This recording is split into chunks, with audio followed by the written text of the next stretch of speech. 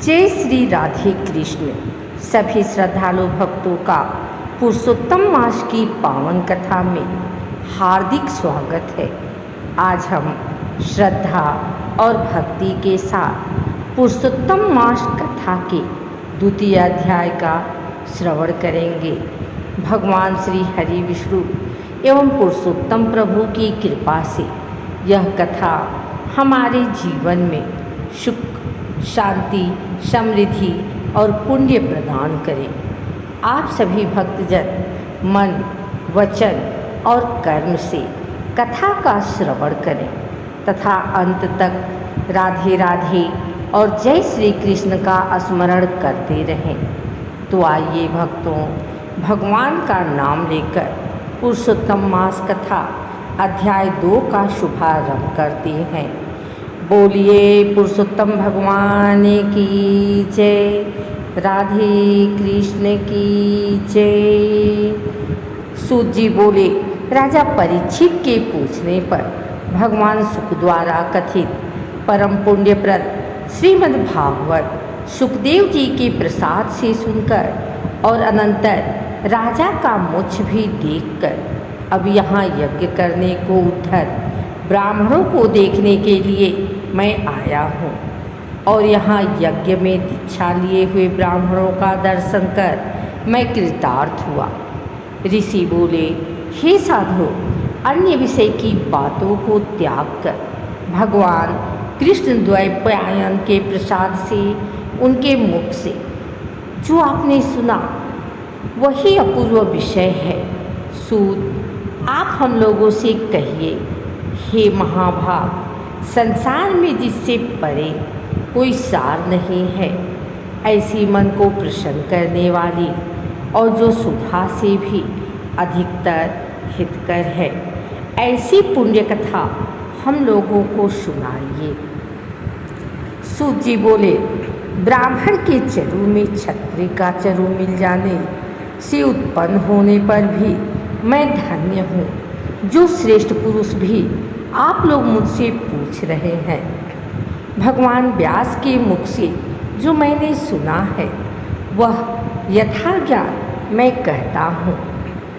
एक समय नारद मुनि नर नारायण के आश्रम में गए, जो आश्रम बहुत से तपस्वियों, सिद्धों तथा देवताओं से भी युक्त है और बैर, बहेड़ा, आंवला, बेल, आम, अमड़ा, कैक, जामुन, कदम आदि और भी अनेक वृक्षों से सुशोभित है। भगवान विष्णु के चरणों से निकली हुई पवित्र गंगा और अलकनंदा भी जहाँ बह रही हैं, ऐसे नर नारायण के स्थान में श्री नारद मुनि ने जाकर उन परम ब्रह्मा नारायण को, जिनका मन सदा चिंतन में लगा रहता है, जिसके जितेंद्रिय काम, क्रोधादि 6 शत्रुओं को जीते हुए हैं, अत्यंत प्रभा जिनके शरीर से चमक रही है, जैसे देवताओं के भी देव तपस्वी नारायण को साष्टांग दंडवत प्रणाम कर और हाथ जोड़कर नारद उस मुनि व्यापक प्रभु की स्तुति करने लगे। नारद जी बोले, हे देवदेव, हे जगन्नाथ, हे कृपा सागर सतपते, आप सत्यव्रत हो, त्रिसत्य हो, सत्य आत्मा हो और सत्य संभव हो। हे सत्य योनि, आपको नमस्कार है। मैं आपकी शरण में आया हूँ। आपका जो तप है वह संपूर्ण प्राणियों की शिक्षा के लिए और मर्यादा की स्थापना के लिए है। यदि आप तपस्या न करें तो जैसे कलयुग में एक के पाप करने से सारी पृथ्वी डूबती है, वैसे ही एक के पुण्य करने से सारी पृथ्वी तरती है। इसमें तनिक भी संशय नहीं है। पहले सतयुग आदि में जैसे एक पाप करता था तो सभी पापी हो जाते थे, ऐसी स्थिति हटाकर कलयुग में केवल कर्ता ही पापों से लिप्त होता है। यह आपके तप की स्थिति है।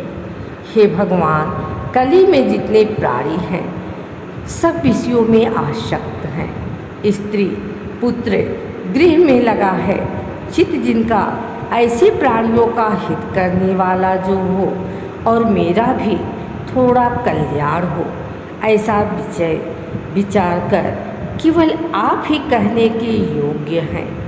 वहीं आपके मुख से सुनने की इच्छा से मैं ब्रह्मलोक से आया हूँ। आप ही उपकार प्रिय विष्णु हैं, ऐसा वेदों में मिश्रित है। इसलिए लोकोपकार के लिए कथा का सार इस समय आप सुनाइए, जिसके श्रवण मात्र से निर्भय मोक्ष पद को प्राप्त करते हैं। इस प्रकार नारद जी का वचन सुन भगवान ऋषि आनंद से खिलखिला उठे और भुवन को पवित्र करने वाली पुण्य कथा आरंभ की। श्री नारायण बोले, हे नारद, गोपों की स्त्रियों के मुख कमल के भ्रमर, रास के ईश्वर रसिकों के आवरण, वृंदावन बिहारी ब्रज के पति आदि पुरुष भगवान की पुण्य कथा को कहता हूँ, जो निमेष मात्र समय में जगत को उत्पन्न करने वाले हैं। उनके कर्मों को हे वत्स इस पृथ्वी पर कौन वर्णन कर सकता है। हे नारद मुने, आप भी भगवान के चरित्र का सरस सार जानते हैं और यह भी जानते हैं कि भगवत चरित्र वाणी द्वारा नहीं कहा जा सकता, तथा अद्भुत पुरुषोत्तम महात्म्य आदर से कहते हैं। यह पुरुषोत्तम महात्म्य दरिद्रता और वैधव्य को नाश करने वाला, यश का दाता एवं सत्पुत्र और मोक्ष को देने वाला है। अतः शीघ्र ही इसका प्रयोग करना चाहिए। नारद मुनि बोले, ही पुरुषोत्तम नामक कौन देवता है, उनका महात्म्य क्या है, यह अद्भुत सा प्रतीत होता है। अतः आप मुझसे विश्वासपूर्वक कहिए। सूत जी बोले, श्री नारद का वचन सुन नारायण क्षण मात्र पुरुषोत्तम में अच्छी तरह मन लगाकर बोले। श्री नारायण बोले, पुरुषोत्तम, यह मास का नाम जो पड़ा है वह भी कारण से युक्त पुरुषोत्तम मास के स्वामी दयासागर पुरुषोत्तम ही हैं। इसलिए ऋषिगण इनको पुरुषोत्तम कहते हैं। पुरुषोत्तम मास के व्रत करने से भगवान पुरुषोत्तम प्रसन्न होते हैं। नारद जी बोले, चैत्र आदि मास जो हैं वे अपने अपने स्वामी देवताओं से युक्त है, ऐसा मैंने सुना है, परंतु उनके बीच में पुरुषोत्तम नाम का मास नहीं सुना है। पुरुषोत्तम मास कौन है और पुरुषोत्तम मास के स्वामी कृपा के निधि पुरुषोत्तम कैसे हुए? हे कृपा निधि, यह आप मुझसे कहिए। इस मास का स्वरूप विधान के सहित हे प्रभु कहिए। हे सतपते, इस मास में क्या करना, कैसी स्नान करना, क्या दान करना, इस मास का जप, पूजा, उपवास आदि क्या साधन है, कहिए। इस मास के विधान से कौन देवता प्रसन्न होते हैं और क्या फल देते हैं? इसके अतिरिक्त और जो कुछ भी तथ्य हो वह हे तपोधन कहिए।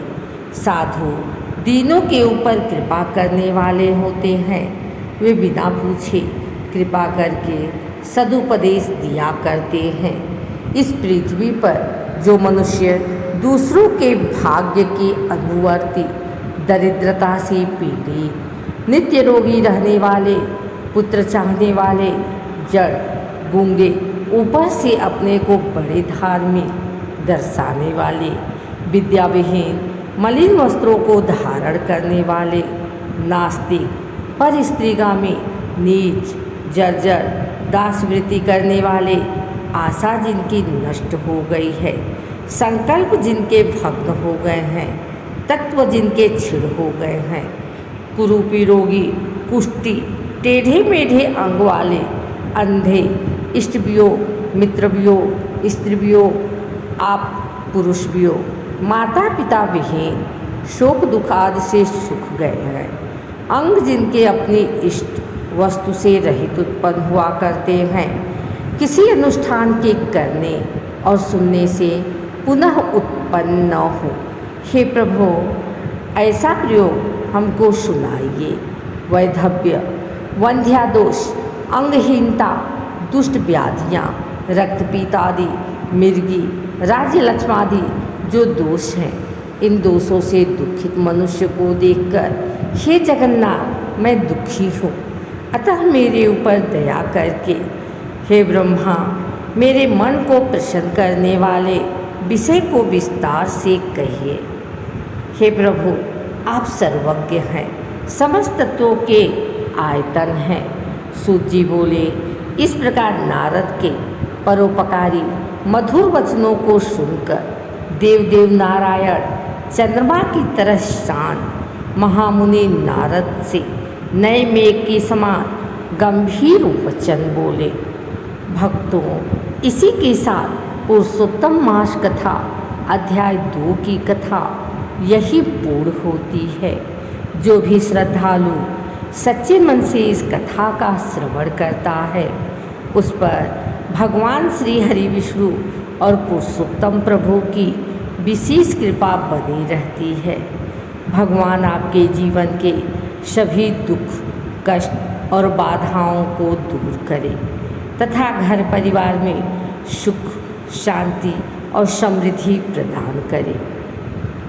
यदि कथा में बोलने या उच्चारण में कोई त्रुटि हुई हो तो प्रभु उसे क्षमा करे। अब सभी भक्तजन श्रद्धा से बोले, पुरुषोत्तम भगवान की जय, श्री राधे कृष्ण भगवान की जय, विष्णु भगवान की जय, बोलिए भक्तवत्सल भगवान की जय।